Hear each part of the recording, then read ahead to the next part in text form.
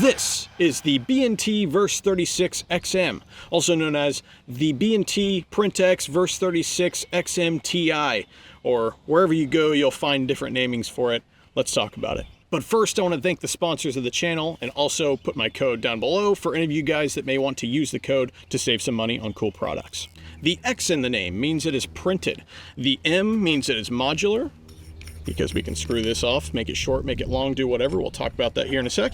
And then the TI that you may find means it is titanium. Now, the MSRP that I found this at was around $1,000, give or take a couple dollars. On Silencer Shop, they had it for $999 plus a free tax stamp, believe it or not. And the Silencer Shop one does not come in this cool looking gray, but it's actually Cerakoted black. So if you're looking for that, there you go. Now I need to say that B&T did send me this can, but I have not received anything from them. I've never even worked with them before. I've met a couple of the marketing guys. They're very cool guys up there, but they just sent me this can and I said I'd make some content on it, and that's about it. So there we go. I'm gonna give you guys some stats here because I know a lot of you guys, especially in the suppressor world, are going to want to know weight, length, etc. So I wrote some down here on my phone. The full size weight with the direct thread mount, so how I have it configured right here in the 556 configuration, weighs 12.3 ounces. I did weigh that with about 1,000 rounds through it, and so take that for what it's worth. Maybe there's some carbon in there, who knows. I really don't know how it works, but that's what it weighed, 12.3 ounces in this configuration. The full size weight with the 556 QD mount is 16.5 ounces, so adds a little bit of weight there. That's why I'm actually running it in this direct thread configuration. But you can make it in the short weight, well, short configuration. The weight of this with the 556 end cap with the direct thread is actually 8.5 ounces. That's pretty light. That's pretty good. And then you have the short configuration with the QD, 556 QD on the end of it, and that is actually 12.6 ounces. Let's talk about the length. In this configuration, with a end cap of course, but in this configuration, the short length and the direct thread is actually 5.125 inches.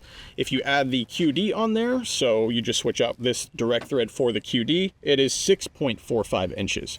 Now, if I put this XM module on the end of it right here, it takes it out to, with the direct thread, it takes it out to 7.125 inches. Now, if I put the QD on there, 556 QD, it is going to be 8.45 inches. So for all you nerds out there that want to know numbers, there you go. This is an entirely printed titanium can. Everything about this is. So there is no Inconel blast baffle like their PrintX version. This is all titanium, every single bit of it. In both configurations, it is full auto rated, and it is not serviceable. You can see right here, there's nowhere for me to take it off other than this XM module right here, but still, I mean, there are, I don't know how many baffles in this 2-inch section and compared to this, but you can't just take it apart and switch out things or anything like that. You will have to send it in if you have issues with it. And coming to that, B&T, for those of you that don't know, apparently have an incredible customer service line. I saw a Silencer Syndicate video where they put a, I think it was a PrintX or a Rotex, something like that. It might have been a Rotex, onto a full auto, I believe it was a 249, and it was not rated for that. But they put it on there anyways just to see what would happen. Of course, they destroyed it. They called B&T. B&T said something along the lines of, oh yeah, we'll replace it, no worries, you're actually using it and not letting it sit in your safe like a safe queen, so we're actually going to replace it, and we're actually going to upgrade you to the PrintX version rather than you having the old model. So if that tells you anything about their customer service, it seems like they're great guys. Since this is titanium, I know a lot of you guys know that titanium usually does have barrel restrictions. There's not really any barrel restrictions per se with this, but they do have sort of guidelines telling you what would be preferred for you to put this on. So I have it here. This is a 36 caliber can, hence the name Verse 36. So you can shoot all the way up to 338 Lapua Magnum as well as 350 Legend on this. On the 223 side, you can shoot down to 10 inches. On the 308 side, you can shoot down to 16. On the 300 Win Mag, you can shoot 20 inches. On the 338 Lapua, you can shoot down to 18. Again, there's no restrictions, but that's just what they recommend for the optimal lifespan of this thing. Again, their customer service is incredible. So if you do put it on a 10-inch, you can just expect it to wear much faster than you would if you put it on an 11.5 or a 12.5, whatever it may be. So just keep that in mind if you ever get this. This is hub mount compatible, so you're able to take this direct thread off and put on whatever is able to be threaded through hub mounts. I actually put my first rounds ever through this thing on a Silencer Co. ASR, I believe it was a Bravo mount. I think that's what it is. But yeah, I took this end off and I threaded on a different thing and shot it through that. And then here we are. This is how I'm running it now. But if you like hub mount, there you go. This does ship with 2 different direct thread mounts. This came with a 1/2 x 28 as well as a 5/8 x 24. And it comes with 2 different end caps. The first one being a 36 caliber as well as a 5.56 caliber. So there you go. Let's talk about reliability and construction. This guy right here is fully titanium, like I've said, and I was under the impression that titanium cans were not really meant for hard use. I was completely wrong, because this actually went through 6 iterations or 6 cycles of the SOCOM test, which one cycle is 6 30-round magazines. I believe it's just a high rate of fire. In between each cycle, I believe you're able to break for a little bit. I don't know the exact amount of time, but this went through 6 iterations. So 24 magazines, is that what it was? No, 48 mags.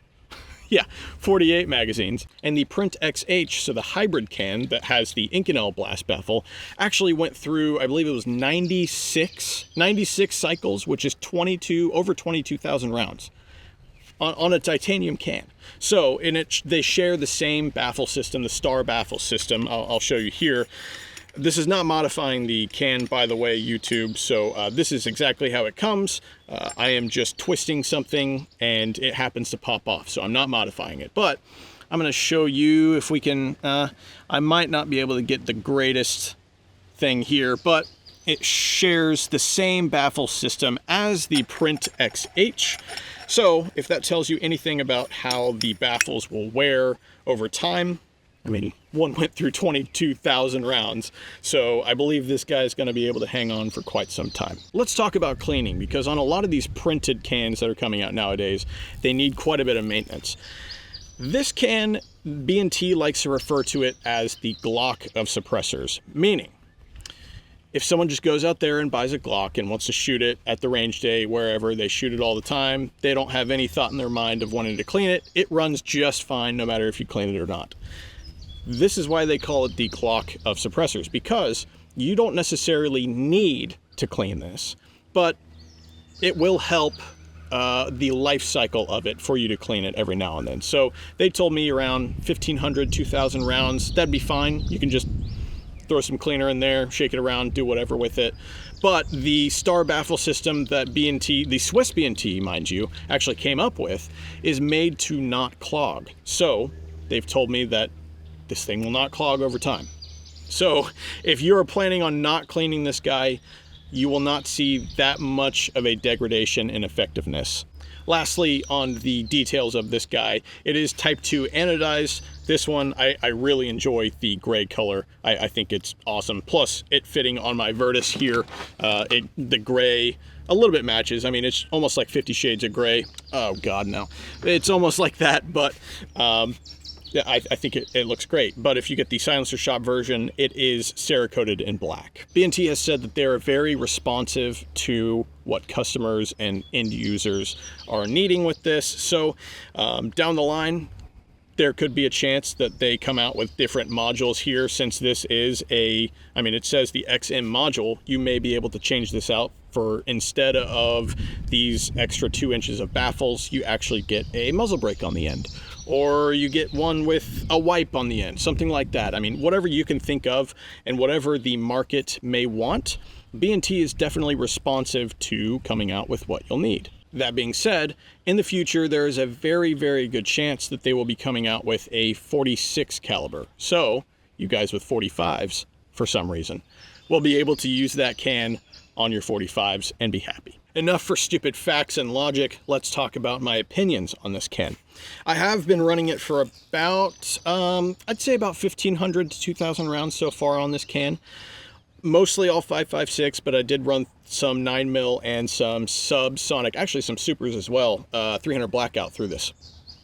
The sound reduction of this, since it is a low back pressure can, you can see there are holes there in the end, and the way it works, I mean, I'm not going to take this off, but you're able to take this off and look and see how all the channels go through there.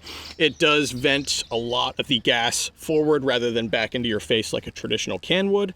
I really like that aspect where I'm not getting any gas in my face. I mean, barely any at all, which is crazy. I mean, it's great, but the sound suppression does get reduced.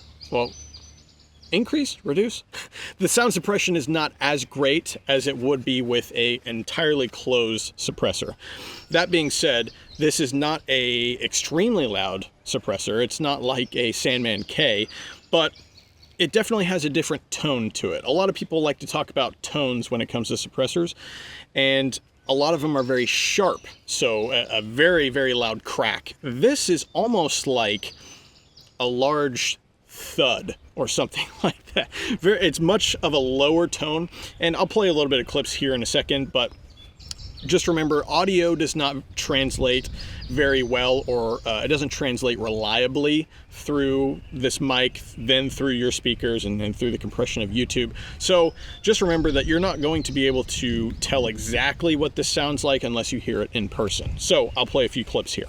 220 grain subsonic 300 blackout out of an MCX Rattler with a Nomad 30 on the end. Here we go. All right, same mag, same ammo, same gun, different suppressor. This is the B&T Verse 36-XM. Here we go. Okay.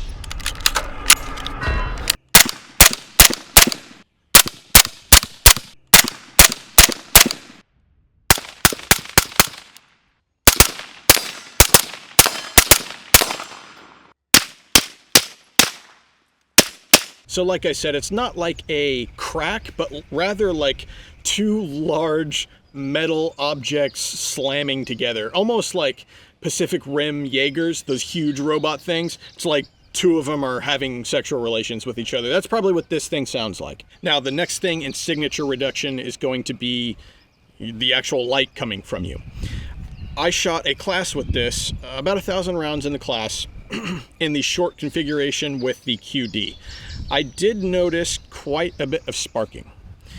That being said, after I put this XM module on, today, all throughout the day, I did not see a single spark come out of this. I didn't see a single fireball, anything like that. So I think if you're looking for the best signature reduction, sound, and light, you're going to want to keep this XM module on there. You're not getting much weight out of it if you decide to put it on there. Like I said earlier, it doesn't add too much, and it just adds 2 inches to the can. It would probably be best to keep this on there if you want the best of both worlds. The immediate thing that I noticed whenever I put this can on my MCX is the recoil pattern of my MCX changed dramatically. So whenever I'm shooting it with the SIG traditional can that I had on there, the SRD 5.56, it was very snappy, like a piston gun would be.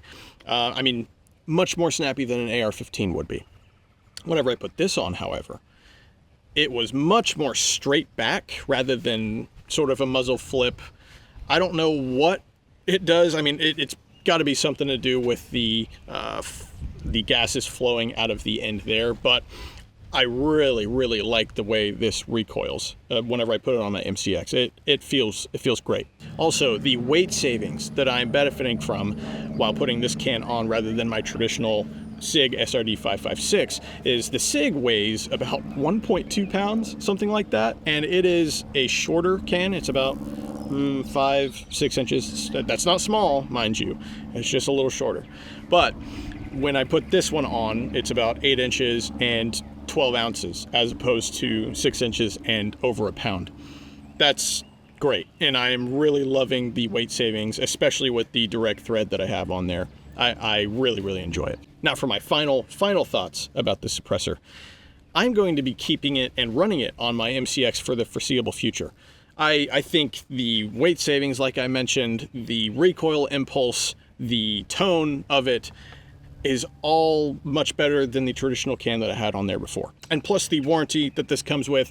If I'm running this thing through classes and shooting a shitload, and this thing, for whatever reason, blows up, maybe I have a malfunction and the jacket decides to separate in the can, destroys everything, that's under normal use. And B&T will usually have no questions asked. So I'm able to throw this over to B&T and they'll replace it and do whatever. I don't have to worry about this not being a hard use can like I would some others out there.